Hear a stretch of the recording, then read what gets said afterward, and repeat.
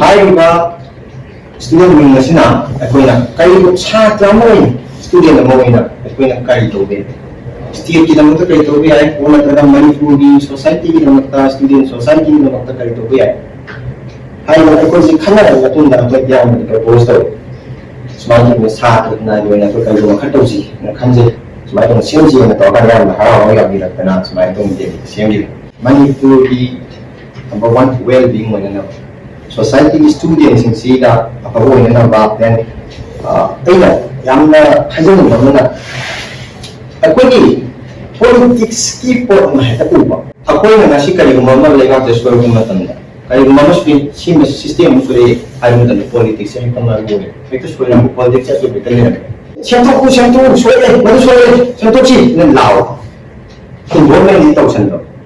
Other than Han like soil machines, XYZ. Soil Basina, I don't know politics in Tawlay, so you sent to number one. A crazy, the politics is political, irreverent in China, Sierra, I got students which is organized, lastly, when they were done, I got political, political evaluation opinion one of it. I must show you the I believe a crazy action about myself, shut up again.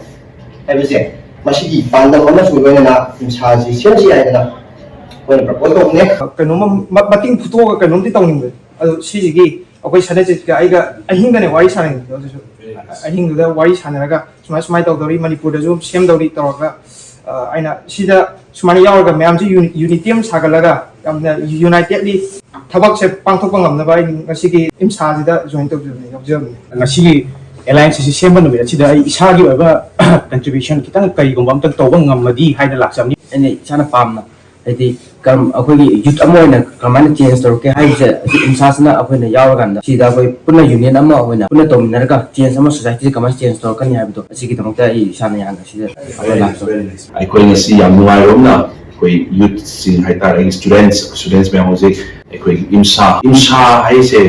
aina sigi proposal thagla kumatanda yam phajana aina agree to bri se karigino hai matanda laiba satra organization laiba mayam se politically ground set up Rajniti ki Manipur da sori mayam se akoina Rajniti ki political awareness ama oil kanda akoi ki platform me makhada akoi mayam punna chatmina siko on open oina aitare ko luna manunda toshanara ka kata toraga luna to natabada yam shengna ai Rajniti yawe hoji Manipur da wai se koi su khangi we to involved in this akoi wa se koi yauri bani haira kanda si ma senge ko haibagi pot ma thangala pasida ingon yamna pen bam oigi haitare kari lo han mutamda prajana minam ba nate akoi mi da natro ai ma da ai pi ba da kada do ga chapa natro adu ai da senga pamde aduna adu wakhalon ai lei ngai do da akoi students ki oiba chhatra sing ki oiba imshana form to duna koina inkhatnaga ai koi chhatra ki oiba political platform sing ba dom ge na hai ko mutamda actually khaito pa nate na new venture mani ko si new venture na ken kai ba lekte khaito pa nate si